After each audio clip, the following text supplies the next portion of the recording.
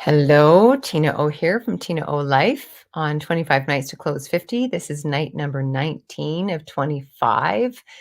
If you're just tuning into me, I am Tina O, a storyteller, story keeper, story catcher, and I walk alongside people. I've often used this term for those who can hold it. I'm like a shepherd, like herding, right? A shepherd, bringing people together. I'm like a shepherd of shepherds. In my work as a story coach and story keeper, there's writing coaching, of course, that's just logical. But that's not really what I do. And not that I don't do that, because I have to be skilled at that. Um, and that's often what people think that they want, but it's not really what it's about.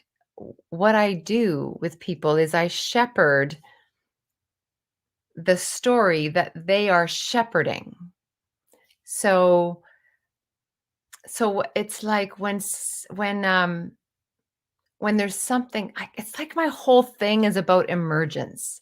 If you had to I've often with my clients, I ask them like, what realm is this in? It's almost like the realm I work in is this kind of like birthplace. I don't like to say I'm a doula, only because I get bored of it, like doula or midwife. I'm like, she midwife stories, she doula stories. I'm like, it's not that it's not true. It just feels really boring and totally used. Um, but what I really, but that's the zone it lives in. It truly is. That's the zone it lives in.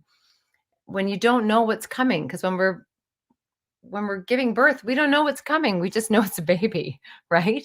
We don't know the personality of that baby. We don't know how that birth is going to go. We don't know, but we just know we are full with it. So that's what I do. And so these videos here are my way of closing my 50th year. I intentionally began my 50th year with 50 nights of stories from me, pulling together all the places I have been in story and sharing them with you. So because I so intentionally began it, I decided to intentionally close 50. These are not written pieces that I'm sharing with you. These are insights. These are really like the seeds of the next pieces of stories that I likely will be writing. So here's one that kind of popped up this morning as I was brushing my teeth. And I don't really know how I'm going to describe it. So I'm already birthing a thought, right? And it's all about your relationship or my relationship, because this for my 50th year. It's what's my relationship with showing up. You know, I love my Robin Sharma. I do. But I tell you, that 5 a.m. club really fucked it up for a lot of people because it gave us a measuring stick. It gave us a measuring stick of, are we showing up enough? We had a reason to say we're not showing up enough. We do not need any more of those reasons.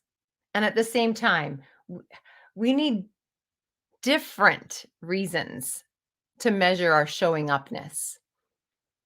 I've got 3 kids. I am teaching them or trying to teach them the importance of having a life means living it. You don't have to like juice every second of the day out of it unless that's your version of showing up right now. That's why I asked, like, what's my relationship with showing up?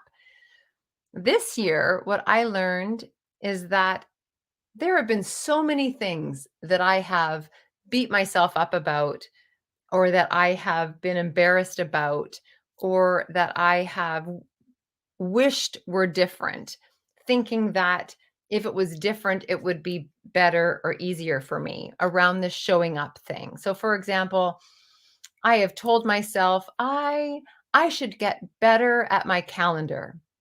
Is that true? Probably, but not to the trueness in my head, not to the showing upness measurement I have in my head. In my head, my calendar should have all the things in it like email triage at 3 o'clock every day.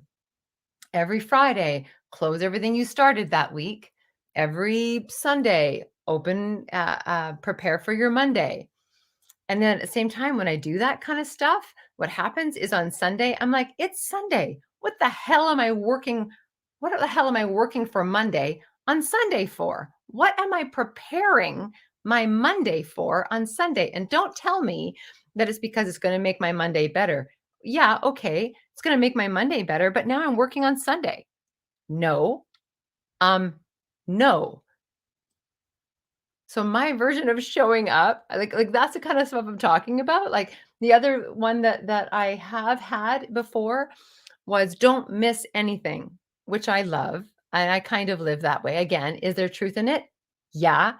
But what it became in different stages of my life is saying yes to almost everything, or saying yes to most things, but not actually discerning if the thing I'm saying yes to is alive for me right now. So like it makes me nuts too, this whole like judgment we have about shiny things. Oh, shiny things, squirrel.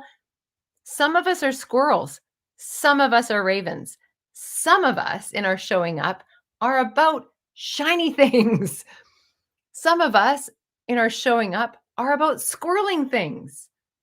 So again, like our relationship with showing up, for me, my relationship for showing up, hold on, I got a hit on my tongue. There we go. My relationship with showing up has had this push, pull, push, pull. Is this right? Is this right? Is this wrong? Is this wrong? I'm not doing this right. I could be better. I should be better. Um, Who am I showing up for? What am I showing up for? Again, all these freaking measurements around showing up connected to like trying to land instead of checking in and going, am I landing right now? Do I feel landed right now? Like, honestly, no. For most of my life, it was this feast or famine. Feast meaning I'm showing up everywhere and I'm going Mach 10 with my hair on fire and I love it and I'm exhausted. And there's pressure to keep measuring, don't miss anything, don't miss out on anything, don't miss out on anything, right? Or the famine part is I'm not showing up for anything or anyone I am like unless it aligns with my values, unless it aligns with my mission, unless it aligns with my goals, unless it like, oh my God, right? If it's not effective, I'm not showing up. If it doesn't match the 4 quadrants of whatever that thing, remember that quadrant thing was with the tall guy? Oh my God, sorry. Anyway, the the hero within, Anthony Robbins, right? Wasn't there like a quadrant of urgent and necessary? I don't, like I would put it in fire analogies. Um, Burning and dangerous. Put that shit out. Burning, burning without wind, right? Just a coal in the ground. Like it's still putting fires out. It's like showing up to put fires out or showing up to make sure you have a freaking fire in the first place.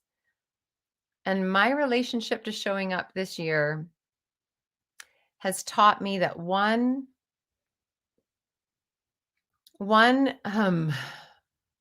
I have a rhythm of divine timing that works for me. Now I'm 50, so I've developed that. It's not about procrastinating, which I would say in my 20s, I certainly procrastinated with a whole other relationship to showing up in time and all of that stuff. But now in my 50s, now that I am 50 and soon to be in my 50s, I can trust my own divine timing. Sometimes I do it really well, and other times I kind of pay the price for it.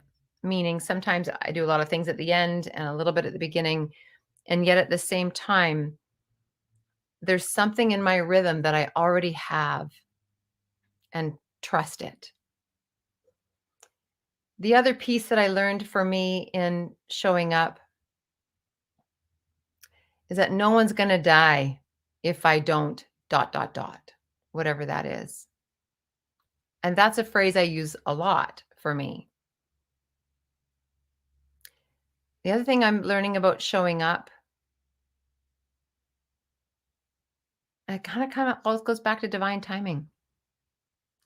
So originally I talked about divine timing and rhythm, but there's also when things show up for me or show up in the rhythm that I need it. There's divine timing out there too. I've put a lot of effort into making things happen, which has been, you know, has really worked for me. I've been at times in my life where if I didn't show up, I didn't feed my kids. There have been times I have showed up and still didn't feed my kids or didn't pay a bill, but fed my kids. And then what I actually needed eventually does show up. But I want to come back to this just for a sec because it's not transactional. Like there were times in the last 4 years that I did not meet agreements and commitments because, and not for a lack of showing up, not for a lack of trying, not for a lack of doing, but there must have been something bigger going on, or maybe not. It just wasn't lining up. And in those moments of showing up, not this year's been great, but in those moments of showing up a number of years ago, the best I could do was show up honestly. Show up honestly. I'm not going to meet that agreement. I can't pay that right now. I've got to put food on the table. So I think this year in my 50th, my relationship with showing up, I guess it just comes down to honesty. I guess it's just that. And every offer in front of me of choice of time or offer to, invitation to come to something, to join something, to be in community about something, to check in with, yeah, like, is this honest for me? And I don't mean honest like logical, because I've certainly had people in my life that, efficiency is their game and logic is their game, but they don't appear landed. So they might be efficient and logical, but they're not rested in their body. They're not home in their body. So radical honesty and always pointing my ship to, yeah, rested, here, present, ready. Hmm. To borrow a phrase from my friend Charlene Sanjenko, what are you ready for? She says we always get what we're ready for. I've never really liked that phrase, but I think in this instance, I'm going to agree with her. We will get what we're honestly ready for. And so, how honest are we willing to be in our showing upness? Because there'll be a match there. Yeah. Friend of mine, Margarita at Leap Zone Strategies, does a lot of horse work. Not a lot. She does horse work, medicine work with horses. And one of the things that I've learned from her, and I think connects the dots here, is around that readiness, that horses don't respond to who you think you are. Horses don't respond to your 5 a.m. club motivation. Horses don't respond to your goals. Horses respond to what you're ready for right now. That's how they respond to you, around you, to the truth, the honesty of your being and your readiness. So what are you ready for? What am I ready for? And might we show up, or might I show up honestly, radically honest with what I'm ready for. I'm Tina O from Tina O Life. This is 25 nights to close 50. I have another 5 to go. Tomorrow is night 20. On Monday, the week of my birthday. Last 5. Oh my gosh, I'm turning 51 on December 25th. So if you haven't watched Oh My God yet, which I didn't talk about this time, usually I do, but it's the show that I wrote that launched 50 for me. You can click the little link below. And if you want to come with me for another 50 nights of storytelling, that starts January 31st when I take myself to Ireland in March for the spring equinox. I'm Tina O from Tina O Life. Thank you for listening. Thank you for being here. Thank you for showing up. We will see you tomorrow night.